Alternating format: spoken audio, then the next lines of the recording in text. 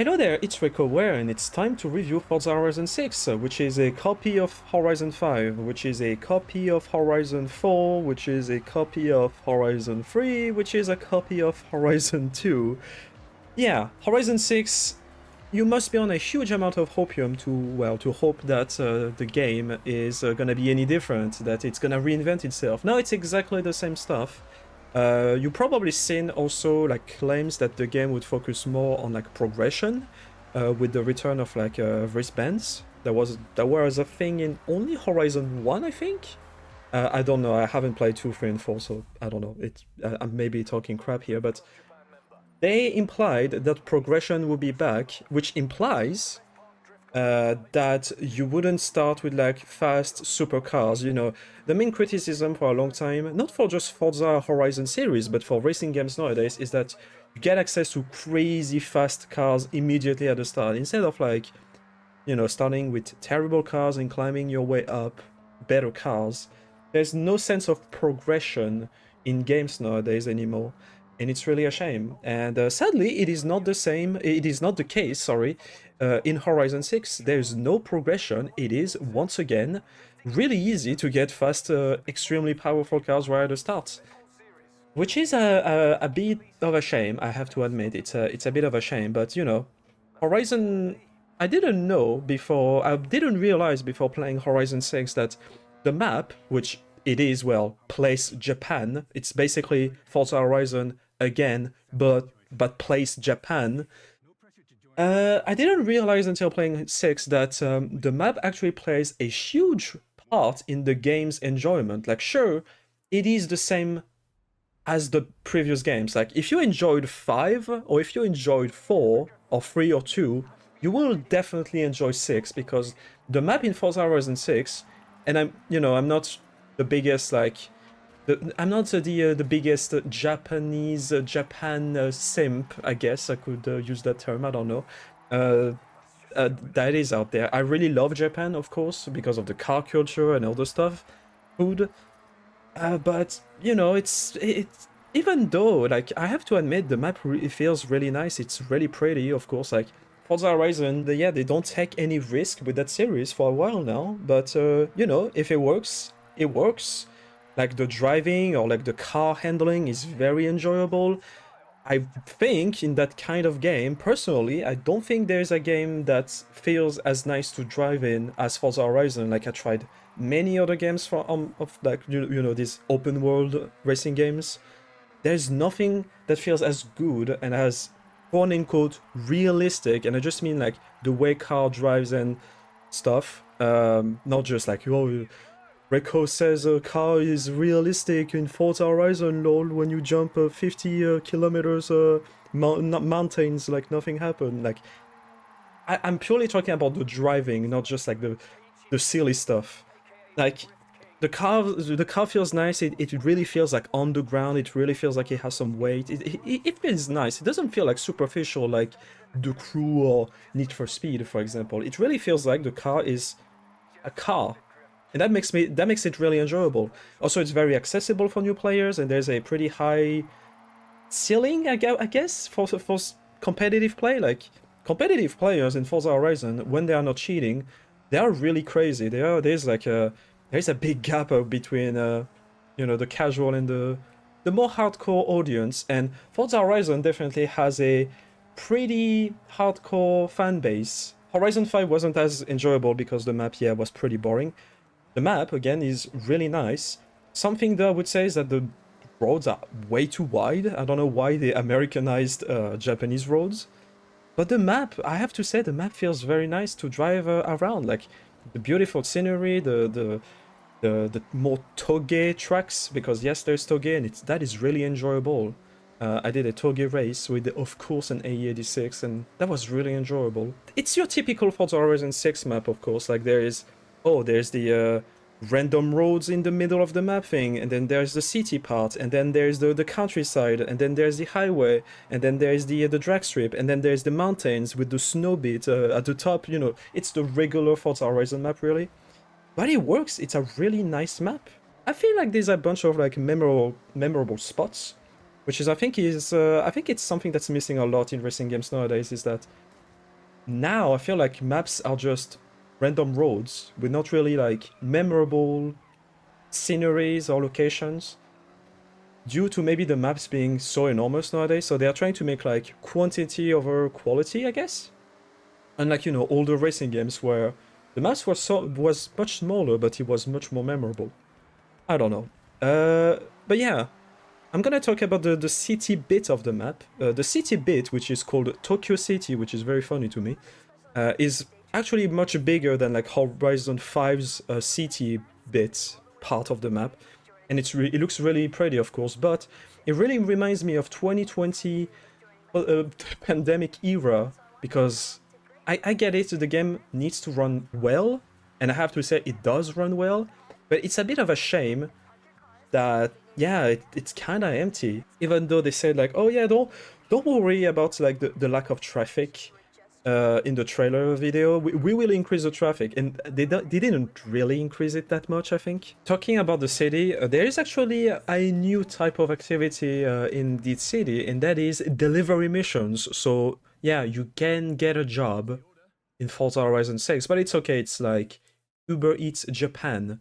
So instead of boring drive from point A to B missions like you would find in a GTA game, actually they try to, you know, make you do stuff like get a certain amount of skill points or avoid cars, stuff like that, which is a bit strange. Like if you step back and you think about, okay, this is a bit weird, that implies that there's a world where Uber Eats drivers, delivery people, have a camera, have a dashboard on their vehicle, and that the customer can request them to drive extremely dangerously and endanger themselves and the lives of many pedestrians. Talking about it, there are pedestrians around the map, but they're just like in certain bits, parts of the map, not really in like walkable. They're not like in drivable areas, because I guess it is not a GTA game, and they didn't want it to do like driver games where they would like avoid you last minute. But anyways, yeah, delivery missions, which are kind of cool, I guess. But yeah, I don't. Yeah, job, I guess. I don't know. You will find used cars around the map this time, which are, I don't know if it's like a set of, like, you know, a set of specified cars, like everyone will get the same cars, or if it's randomized. I'm not sure how it works. I'm pretty sure everyone gets the same cars, just in a different location. There's lots of like used cars around the map, which are on a discounted price and have parts applied. Something that's a bit fun is that because those ones are, I think, kind of random, it depends maybe on the location, sometimes the cars that spawn are kind of silly, because you will get like a supercar, a very high luxury car in like a small village. I don't know, it's kind of silly to me. There's a bunch of racing trucks around the map. I don't think any of them is licensed. There's no stuff like Suzuka or Tsukuba or Fuji, by the way. Like, I'd rather say from the get-go. It's again a big shame and a big missed opportunity, I think, to have like some licensed trucks from that location, you know.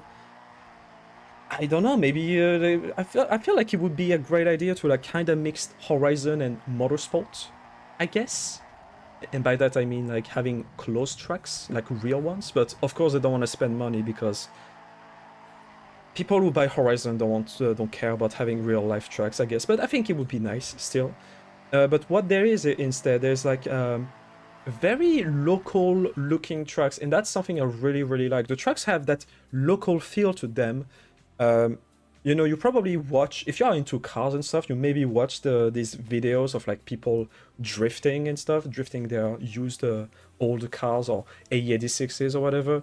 It really has that vibe of old local track that's like in the middle of nowhere. It's really nice. I really like this. I bet it's really super enjoyable with friends.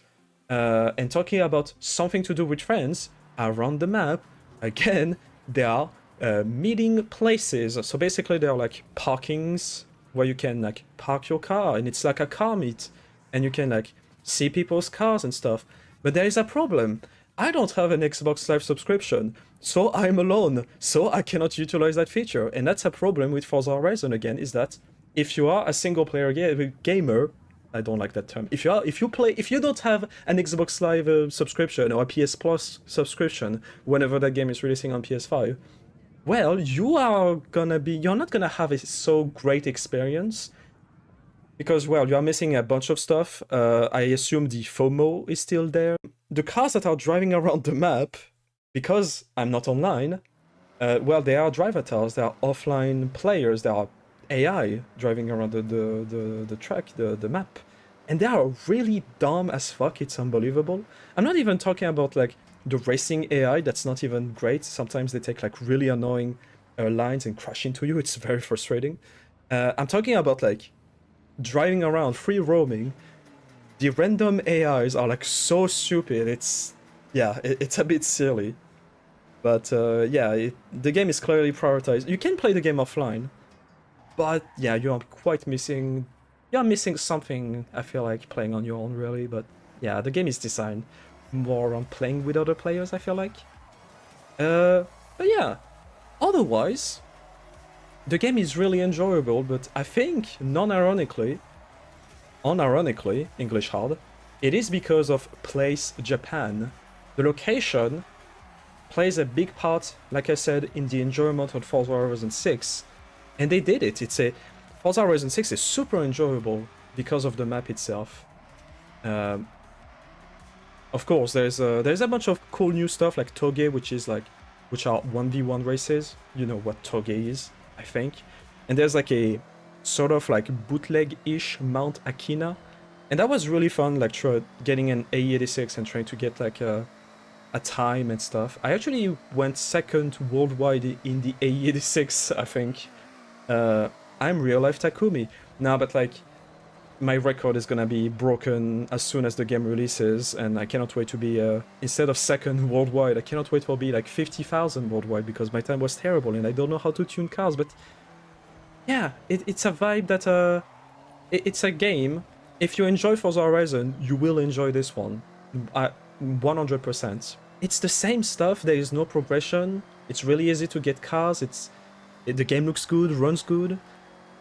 Yeah, it's Forza Horizon. You really need to not expect anything new, really. Sure, they are brands, but it's not really changing much, honestly. It's a thing, they brought this back, but the progression isn't there, especially with like, the gambling part. I forgot how it's called, the wheel spins, I think it's called.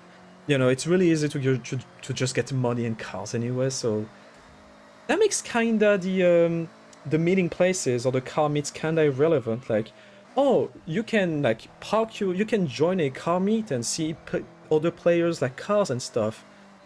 It's not as impactful, I guess, because the game lacks progression, so I don't really care about seeing people's car when it's like the cars are not really hard to afford. Maybe a super expensive cars, like I don't know, like these old, very, very old cars that cost like 10 million credits or whatever. If it had progression, I feel like it would add something like, oh, okay, so these players, we have a limited amount of money, so he decided to go with this car, he tuned this car, he built this car himself. No, it doesn't really feel like that. It just, I don't know. But who am I to, what am I talking about? I don't have an Xbox Live subscription, lol. But I forgot to mention the garage customization, or safe house, I don't know how you want to call this, but yeah, you can really deeply customize your house, your home, and of course, the Forza community is really dedicated into making nice homes already. Like, I was like 2 days into the pre-order early access window, so the game isn't fully out, and people have been making crazy stuff. But yeah, it's really nice. I'll probably spend more time figuring this stuff out, I guess, to make it more my thing.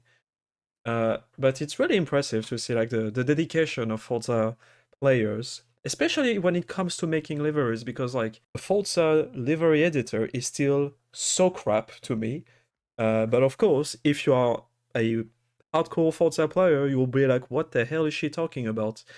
For me, it's completely unusable, and having to make logos out of shapes instead of being able to just import .svgs files directly into the game, like Gran Turismo allows you to do that. Yeah, like I don't want to bother, and it just the livery editor in Forza just feels so clunky. But yeah, anyways, the house editor thingy. Seems pretty nice. But anyways, yeah, I think that's it really for Horizon review, lol. I hope you enjoyed this video, even though it's a crappy one. Expect more racing games content on this channel because I've decided to focus more on racing from now on, like I used to before. Not just Horizon, but car games in general, sim racing, all that stuff. If you enjoyed it, well, like, all that stuff. You know, whatever, check the description, whatever, goodbye.